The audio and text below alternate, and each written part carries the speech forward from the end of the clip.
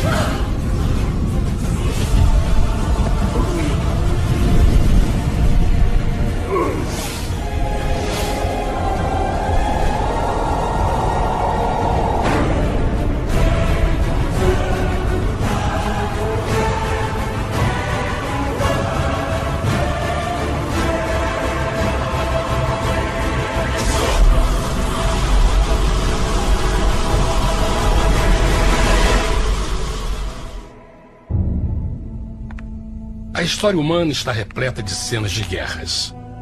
E todas as pessoas já experimentaram conflitos. Mas para entender a origem do mal, devemos viajar ao passado para a Primeira Guerra do Universo. Porque esta guerra não aconteceu na Terra.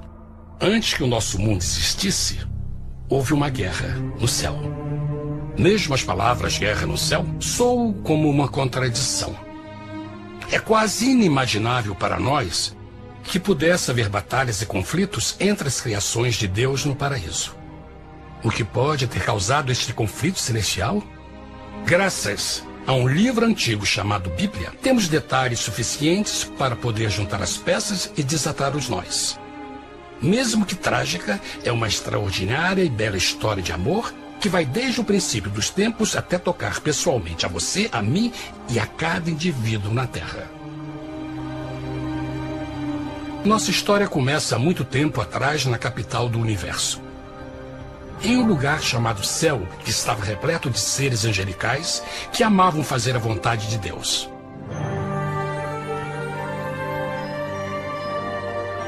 Sob o justo e amoroso governo do Criador, todo o céu desfrutava uma existência de felicidade e perfeita paz. O príncipe supremo do paraíso e comandante dos anjos era o poderoso e amoroso Filho de Deus, mais conhecido com o nome que adotou quando veio à Terra, Jesus. Ele tinha o mesmo propósito e pensamento com Deus, o Pai. O céu, sob o comando compassivo do Pai, Filho e Espírito Santo, provou ser um maravilhoso lugar de paz e alegria. Para realizar as ordens de Deus, a Trindade estava rodeada de um oceano virtual de inumeráveis espíritos ministradores chamados serafins e querubins, mais conhecidos como anjos. Essas poderosas e inteligentes criaturas descobriram que a felicidade estava em cumprir as ordens do Todo-Poderoso. Mas Deus criou um extraordinário anjo para atuar como líder de toda a multidão celestial. A Bíblia nos diz que seu nome era Lúcifer, que significa portador da luz. Este querubim foi o maior ser criado por Deus e assumia a posição mais próxima do trono de Deus, estando diretamente sob a autoridade de Jesus. A tarefa de Lúcifer era difundir a luz e o conhecimento da vontade de Deus a todos os outros anjos. Lúcifer foi o mais esplêndido ser criado por Deus. Era extremamente bonito e dotado de enormes poderes de liderança e organização. Entre os anjos, ele foi muito admirado, respeitado e amado como amigo. Mesmo assim, Deus previu o mal que Lúcifer estava a ponto de introduzir no reino da luz. Cheio de sabedoria e formosura, de todas as pedras preciosas te cobrias. Tu eras o querubim, ungido para cobrir, e te estabeleci. No monte santo de Deus estavas. No meio das pedras afogueadas andavas. Perfeito eras nos teus caminhos, desde o dia em que foste criado, até que se achou iniquidade em ti. Quando Lúcifer percebeu a sua beleza e poder, seu coração pouco a pouco começou a mudar. Permitiu que seu enfoque se afastasse de Deus e direcionou seu amor para si mesmo. Talvez nunca saberemos completamente como e porquê estas sementes de rebelião germinaram em seu coração. Mas o profeta Isaías nos dá uma visão do pensamento de Lúcifer. Como caíste desde o céu, ó estrela da manhã, filha da alva! Como foste cortado por terra, tu que debilitavas as nações! E tu dizias no teu coração: eu subirei ao céu, acima das estrelas de Deus exaltarei o meu trono. Subirei sobre as alturas das nuvens, e serei semelhante ao Altíssimo. Lúcifer, aos poucos, começou a cobiçar o poder de Deus, mas não sua personalidade. Ao pensar em suas próprias habilidades e belezas extraordinárias, os perversos tentáculos do orgulho e vaidade congelaram sua mente. Este ressentimento e inveja fizeram com que ele violasse a lei sagrada de Deus e se rebelasse contra seu governo. Precisamos fazer uma pausa e esclarecer algo. Desde o princípio, Deus ordenou que as leis da física governassem o mundo material em que vivemos. Sem essas leis naturais, o universo seria um caos. Do mesmo modo, as leis morais de Deus sempre têm dado segurança e estabilidade ao cosmos. Alguns pensam que os 10 mandamentos não existiram, até que o Senhor os entregou a Moisés no Monte Sinai. Mas as Escrituras nos ensinam que os princípios das leis de Deus sempre existiram por toda a eternidade, pois são a base fundamental de seu reino de amor. Seguros todos os seus mandamentos, permanecem firmes para todo sempre e são feitos em verdade e retidão. Os 10 mandamentos são um resumo das características de um Deus de amor. Os primeiros 4 mandamentos descrevem quem é Deus, seu poder, seu território e autoridade. Os últimos 6 descrevem como é Deus, sua honestidade, sua pureza, sua fé. Todas estas coisas sempre foram verdade e sempre serão verdade. Agora, pela primeira vez na história da eternidade, Lúcifer começou a violar estes princípios perfeitos. Lúcifer sabia que se fosse compartilhar o poder e status de Deus, necessitaria de apoio. E deu início ao trabalho. Começou sorrateiramente a circular entre os outros anjos, plantando sementes de dúvida e descontentamento a respeito da liderança de Deus, ao mesmo tempo em que, sutilmente, revelava suas próprias virtudes. Ele insinuou que Deus abusava de seu poder divino e suas leis restringiam a verdadeira liberdade e felicidade de suas criaturas. Com seu raciocínio audaz e poder de influência, Lúcifer pôde persuadir a um grande número de anjos a se unirem para seu motim. Talvez se perguntem, como tantos anjos inteligentes puderam seguir esse desertor? Bom, lembrem que até esse ponto nenhum anjo tinha escutado uma mentira. E nesse primeiro estágio da rebelião, os anjos não perceberam a obsessão de Lúcifer em assumir a posição de Deus. Não sabiam que finalmente ele planejaria a tortura e o assassinato do Filho de Deus na cruz com a intenção de ocupar o seu trono. Estranhamente, Lúcifer pensou que poderia ocultar seus verdadeiros propósitos de Deus. Ai dos que querem esconder profundamente o seu propósito do Senhor e fazem as suas obras às escuras e dizem: quem nos vê e quem nos conhece? Não pense nem por um momento que a rebelião de Lúcifer surpreendeu Deus e o pegou desprevenido. O Senhor sabe de todas as coisas e os pensamentos de suas criaturas. Ele entendia exatamente o que estava se passando pela mente de Lúcifer. E piedosamente Deus advertiu o desgarrado anjo do perigo. Mas no final, o orgulho e a vaidade não permitiram que Lúcifer se arrependesse. Então, iniciou a rebelião total contra Deus em vez da humilde obediência.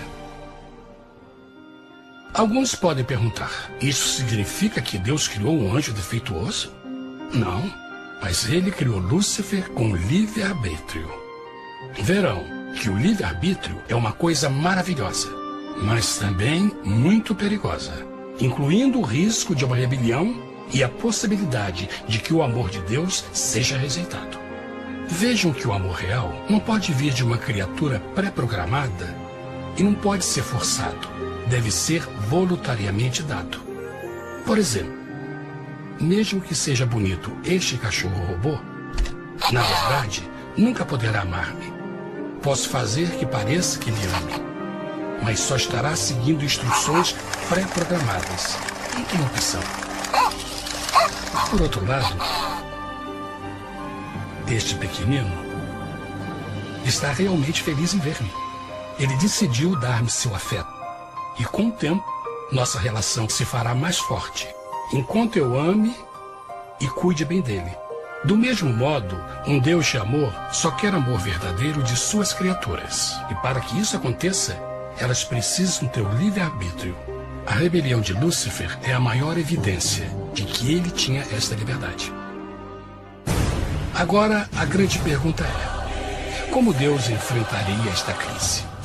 Como lidaria com Lúcifer e com os milhões de anjos que se uniram nessa rebelião?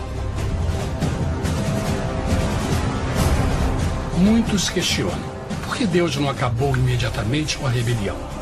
Afinal, ele poderia facilmente vaporizar Lúcifer com um raio. Mas isto teria solucionado o problema? Não, pelo contrário. Isso só teria intensificado as dúvidas e suspeitas que Lúcifer havia plantado na mente dos anjos. Lembrem que Lúcifer sabia, como ninguém mais, da engrenagem interna do governo de Deus. Sua destruição seria vista como parte de uma grande armação. E a razão que o motivou a servir Deus teria sido o medo da represália e não o amor. O Senhor sabia, na sua sabedoria, que a melhor forma de enfrentar a crise era permitindo que tudo seguisse o seu curso. Esta seria a única forma de se assegurar que o mal não se ergueria outra vez. Deixai crescer ambos juntos até a ceifa. E por ocasião da ceifa, direi aos ceifeiros: colhei primeiro o joio e atai-o em molhos para o queimar, mas o trigo ajuntai-o no meu celeiro. Na parábola do joio e do trigo, Jesus descreve que um tempo de crescimento é necessário para que uma planta revele sua verdadeira natureza. No seu entendimento infinito, Deus sabia que com o tempo, o caráter real de Lúcifer seria exposto e que os amargos frutos de sua rebelião seriam vistos. Até agora, os cidadãos do universo não estavam familiarizados com o pecado e até onde os levaria. Mas isso mudaria quando eles vissem por si mesmos sua terrível natureza autodestrutiva. Afinal, a sabedoria e o amor do governo de Deus seria para sempre confirmado e o universo estaria seguro. Quando Lúcifer e seus seguidores revelaram abertamente sua rebelião, o Senhor soube que não haveria paz se permitisse que eles ficassem no céu. Deveria impor um limite, entrar em ação e enfrentar os rebeldes. Mas Lúcifer e seus seguidores nunca sairiam por vontade própria ou pacificamente. O passo seguinte foi a guerra. E houve batalha no céu. Miguel e os seus anjos batalhavam contra o dragão. E batalhavam o dragão e os seus anjos. Mas não prevaleceram, nem mais o seu lugar se achou nos céus. E foi precipitado o grande dragão, a antiga serpente, chamada o Diabo e Satanás, que engana todo mundo. Ele foi precipitado na terra, e os seus anjos foram lançados com ele. A Bíblia não revela exatamente que tipo de armas foram usadas durante este conflito cósmico. Mas esta guerra foi como nenhuma guerra que os olhos mortais já viram. Apocalipse 12:4 nos diz que finalmente Lúcifer e 1/3 dos anjos de Deus foram expulsos do paraíso.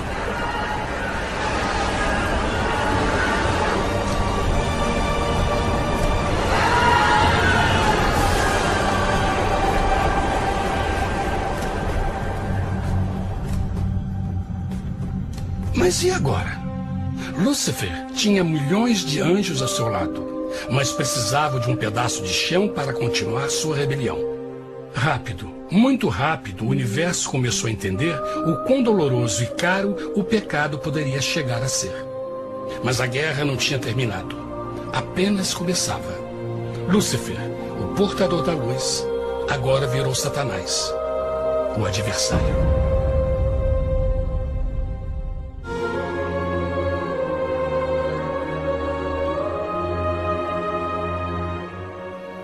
Depois da guerra no céu, Satanás e seus anjos caídos foram expulsos da corte de glória.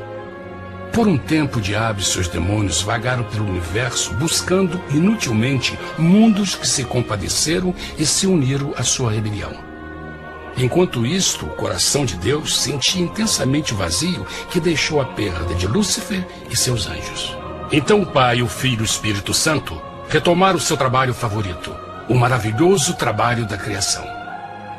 Decidiram fazer um mundo novo, pleno, com muita variedade e diversas criaturas de amor. Este novo mundo seria único, porque as criaturas principais seriam feitas à imagem de Deus.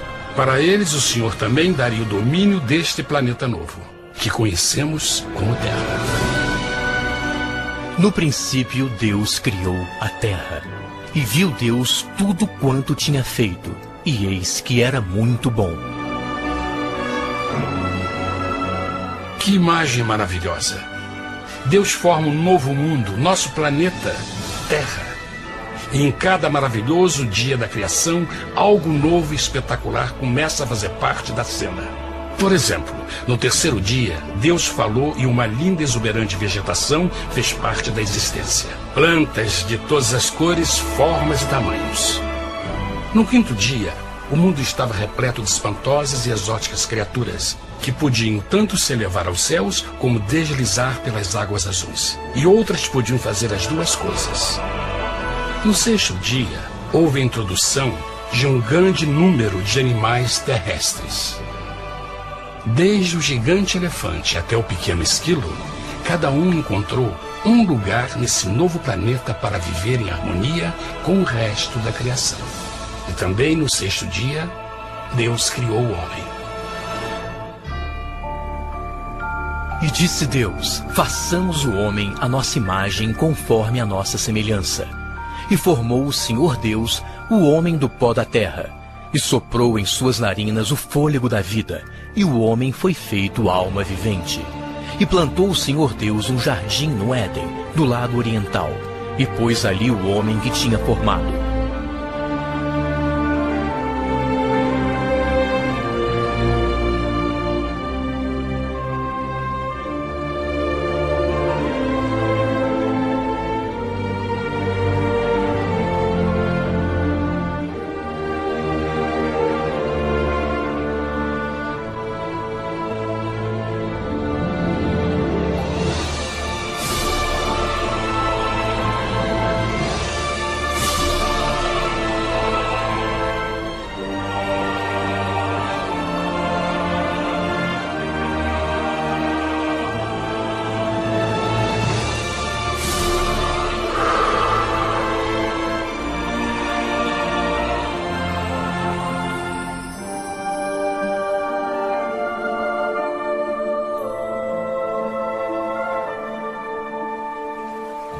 Mas que grande honra ser criado à semelhança de Deus, ser um indivíduo com liberdade de pensamento.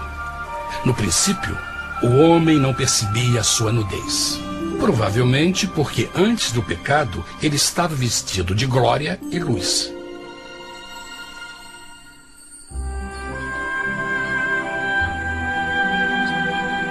Deus também criou a companheira perfeita para Adão, sua bela esposa Eva.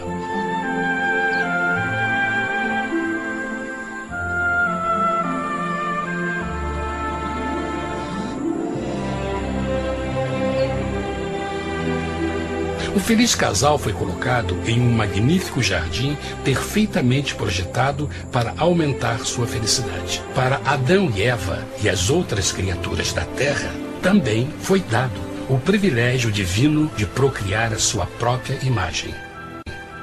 A intenção de Deus foi que a raça humana tivesse domínio sobre este paraíso perfeito para sempre. Eternamente felizes e saudáveis, trabalhariam com a flora do jardim de Deus, enquanto desfrutariam o afeto e companhia de todas as criaturas sob seus cuidados. O ambiente que nossos primeiros antepassados experimentaram foi muito diferente do mundo de hoje. As rosas não tinham espinhos, os insetos não mordiam nem picavam, e os leões e as ovelhas brincavam juntos. Mas a grande bênção era os humanos viverem em perfeita harmonia com seu Criador. A cada 7 dias, Adão e Eva descansavam de seu prazeroso trabalho e gozavam de uma comunhão com a visita de seu Criador. Era um mundo esplêndido e maravilhoso.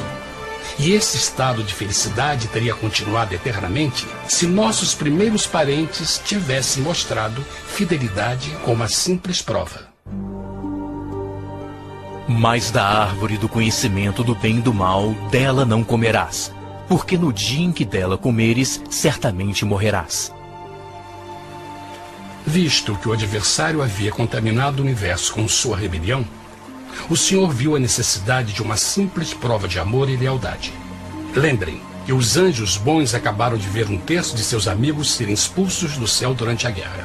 Como estariam seguros de que esses novos humanos não se uniriam a Lúcifer e causariam problemas? Então o Senhor plantou uma árvore no jardim, uma árvore cujo fruto não deveria ser comido sob pena de morte. Ao passar por esta simples prova de obediência, Adão e Eva mostrariam a lealdade para com Deus e a fé em sua palavra. Ainda mais, era uma prova de amor. Por isso, Jesus disse em João 14, se me amais, guardais meus mandamentos. Mas alguém mais soube desta prova de fé e estava determinado a usá-la em seu favor. Satanás estava com inveja dos humanos que desfrutavam da bendita vida que ele perdeu. Sua feliz existência estava em total contraste com a sua, que agora estava cheia de culpa, pecado e miséria. Com ressentimento e raiva, não estava disposto a deixar o casal em paz, pois o pecado sempre buscará arrastar a outros consigo.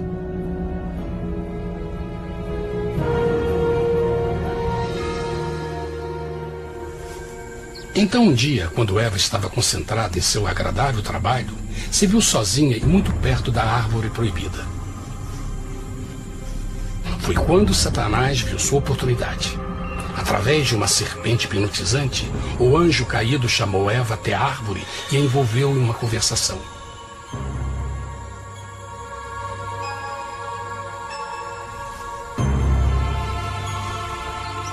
Suas palavras encantadoras foram cuidadosamente calculadas para gerar desconfiança a Deus.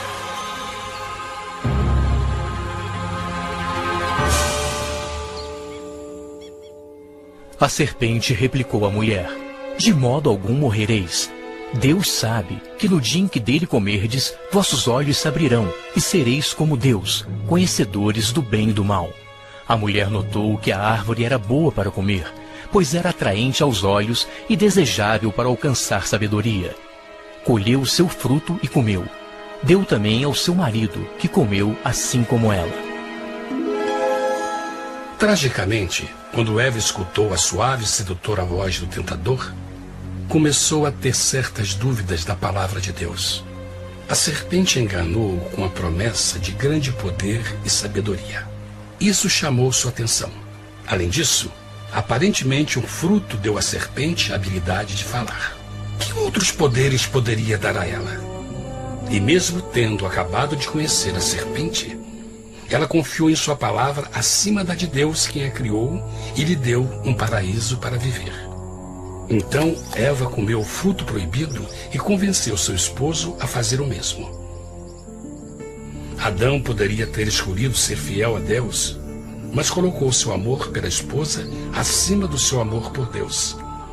Quando os nossos primeiros parentes mostraram lealdade ao inimigo, o domínio da terra foi tomado por Satanás.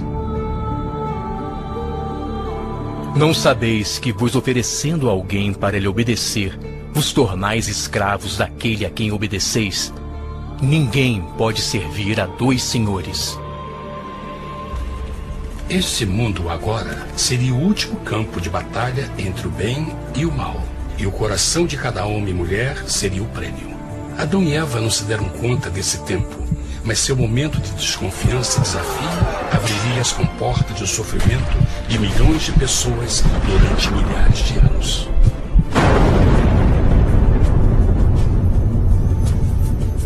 Portanto, como o pecado entrou no mundo por um homem, e por ele a morte, e assim a morte transmitiu-se a todos os homens naquele em quem todos pecaram. Nossos primeiros parentes logo enfrentaram o terrível resultado de seu pecado. Em estado santo, Adão e Eva resplandeciam com túnicas de glória. Depois de pecarem, suas túnicas naturais de luz se desfizeram e eles ficaram mortificados com a sensação de sua nudez. Vergonha e temor tomaram lugar de sua alegria e paz e trataram de cobrir sua nudez com folhas. Agora eles se encontravam sob constante influência do diabo. Ao ceder à tentação, debilitaram sua natureza, e Satanás ganhou poder sobre a humanidade. As pessoas não podiam resistir às tentações do diabo com sua própria força.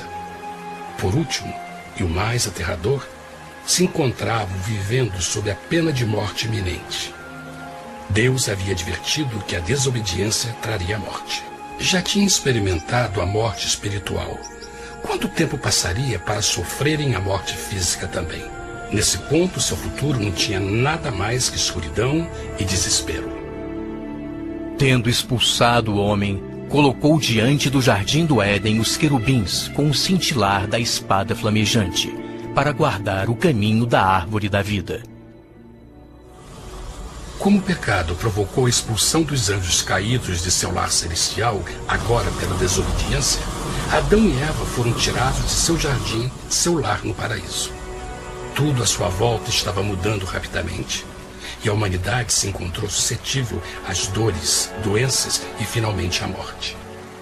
Até os animais e plantas estavam infectados pela terrível maldição. Os espinhos e cardos agora pareciam árvores e flores, e os animais que antes eram gentis começaram a se matar e a devorar uns aos outros. O pior resultado foi que o pecado separou a humanidade de Deus. Mas vossas iniquidades cavaram um abismo entre vós e vosso Deus. São vossos pecados que ocultaram de vós sua face, para não vos escutar. Na criação, foram dados a Adão e Eva a honra de falar com os anjos, e até com o Filho de Deus cara a cara. Mas Deus é tão puro e santo que nenhum mal pode existir na sua presença. Agora que os primeiros humanos tinham pecado, Deus afastou sua santa presença deles para a sua própria proteção. O pecado tinha queimado uma parte da alma do homem que já não podia ver a dimensão espiritual. Deste momento em diante, a comunicação com o céu seria limitada. Mesmo com todas estas maldições caindo sobre Adão e Eva, o coração do Senhor se encheu de compaixão. A lei que haviam violado não poderia ser alterada para salvá-los, pois é tão sagrada e imutável como Deus mesmo. O Senhor sabia que havia só uma maneira na qual o homem podia se redimir. Então um plano foi revelado, nascido do fundo do coração de Deus. Um plano para salvar o homem de seu encontro com a morte eterna e restaurar tudo que estava perdido com o pecado. Seria de grande intensidade, alcance e poder, mas seria um plano que também implicaria num enorme sacrifício. O amor de Deus para conosco se manifestou por ter enviado ao mundo seu Filho unigênito, a fim de vivermos por ele. Nisto consiste o amor, não em termos nos amado a Deus, mas em ele nos ter amado e enviado seu Filho para se sacrificar por nossos pecados. As Escrituras claramente ensinam em Romanos 6:23, o custo do pecado é a morte. A lei violada demandava a vida do pecador e só tinha um em todo o universo qualificado como substituto da humanidade. O Criador só podia pagar a dívida de suas criaturas tomando seu lugar. Então Jesus Cristo, o Filho de Deus, concordou em deixar a pureza, glória e segurança do céu. Ele viria para morrer em nome do homem em seu malvado e renegado planeta. Ele nasceria como um inocente e indefeso bebê, suportaria uma vida de dor e vergonha e mesmo assim viveria uma perfeita e vitoriosa vida. Finalmente, ele teria uma morte humilhante para poder ser o substituto da humanidade caída. Por seu sacrifício, a humanidade incrivelmente receberia uma nova oportunidade de ter a vida eterna. Seu sangue seria o resgate para um mundo raptado por Satanás. Este maravilhoso plano de redenção foi graficamente ilustrado no sistema de sacrifício de animais ordenado por Deus depois da queda do homem. O Senhor tinha avisado Adão e Eva que iriam morrer no dia em que comessem do fruto proibido. E como que permaneceram vivos? A Bíblia nos diz que imediatamente depois do pecado, Deus providenciou roupas na forma de peles de animais.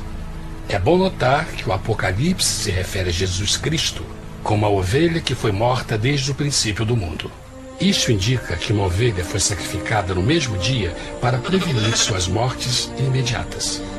Pela fé, neste sacrifício, suas mortes foram simbolicamente transferidas deles para a criatura inocente.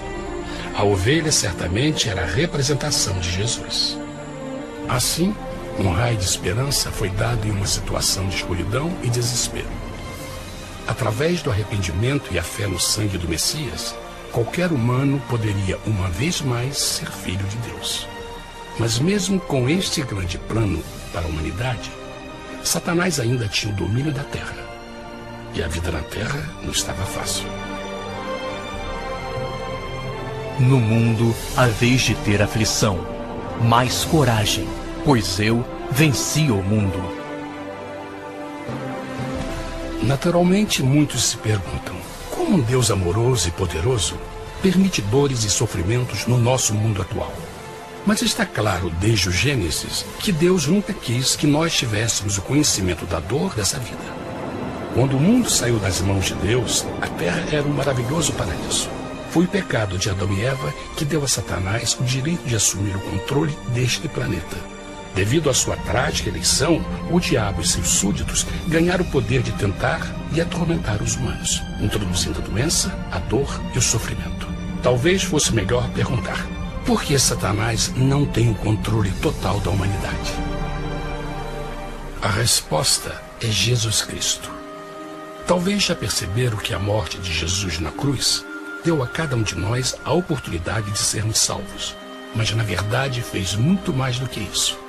Quando o Salvador ofereceu sua vida para redimir a terra, esse ato poria restrições ao controle de Satanás sobre a humanidade. Satanás não poderia forçar nossa vontade e seu poder de nos ferir seria limitado. O sacrifício de Cristo também nos trouxe um tempo de prova, durante o qual poderíamos ver a diferença entre o governo de Deus e o de Satanás, e então decidir a quem servir. Finalmente, pelo sacrifício que fez Jesus, o reino de Satanás chegará ao seu final, e um dia a terra será devolvida ao homem mais maravilhosa do que era no princípio. Mesmo Adão e Eva tendo começado suas vidas como exilados do paraíso, ainda tinham esperança. Deus providenciou peles de animais sacrificados para se cobrirem. Mas o mais importante, ele prometeu o sangue do Cordeiro de Deus para pagar por seu pecado, se aceitassem a Cristo e se arrependessem. Uma grande pergunta permanece: as pessoas aceitaria o grande presente de Deus? Como escaparemos se agora desprezarmos a mensagem tão sublime da salvação? A incrível história que acabaram de escutar é verdade e afeta vocês. Pois, pelo desejo de Satanás de ser Deus e a desconfiança e desobediência de Adão e Eva, todos nós nos encontramos em uma situação perigosa. De um lado, a humanidade foi grandemente favorecida por Deus com uma segunda chance de recuperar nosso lugar no Éden. Por outro lado, se nós desistirmos de aproveitar esta grande chance, nos tornaremos escravos de Satanás e finalmente seremos destruídos quando Deus limpar o universo do pecado. Amigos, não há melhor hora de fazer sua escolha por Jesus do que agora mesmo. Nenhum de nós sabe quanto tempo mais teremos que viver nesta terra. Jesus nos tem mostrado grande interesse no seu bem-estar e seu amor por vocês o levou a providenciar uma maneira de escaparmos de uma futura destruição. Ele quer que você o aceite e se arrependa de seus pecados. Através de Cristo, pode encontrar o perdão para tornar-se como Ele em caráter. A triste notícia é que Satanás atua de todas as formas possíveis para evitar que aceite o presente da salvação de Deus. Devido à nossa rotina da vida, o amor ao dinheiro ou alguma outra distração fascinante, ele trabalha para manter a todos ocupados e afastados do que, na realidade, mais importa, sua salvação eterna.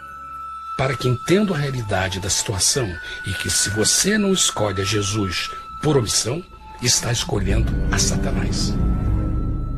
Mesmo que a terrível escolha de Adão e Eva nos traga morte e miséria, vocês agora podem tomar uma melhor decisão.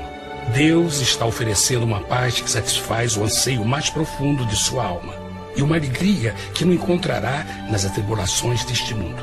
O desejo que tem o coração de Deus é que seja salvo e esteja com Ele no paraíso. Mas o único que pode mantê-lo fora do céu é você. Imagine a tragédia que seria se você recusasse este precioso presente. Você pode decidir hoje e aceitar a salvação que Deus prometeu. Na verdade, nesse momento, pode aceitar a vida eterna através de Jesus Cristo. Posso convidá-lo para que acompanhe agora mesmo em uma simples oração, aceitando sua maravilhosa oferta? Por favor, repita depois de mim. Querido Pai Celestial, venho a Ti agora e humildemente pedir Teu perdão. Senhor, confesso que sou um pecador e violei Tua santa lei. Entendo que a pena por esse pecado é a morte. Acredito que Jesus Cristo sofreu e morreu na cruz para receber o castigo por todos os nossos pecados. Acredito que Jesus ressuscitou e eu o aceito como meu Salvador pessoal. A partir deste momento em diante, Te dou o meu coração e eu o aceito como o Senhor da minha vida. Por favor, perdoa todos os meus pecados e envia Teu Espírito para ajudar-me a fazer a Tua vontade. Te agradeço por Teu grande amor e aceito Teu presente da vida eterna. E eu oro tudo isso em nome de Jesus. Amém.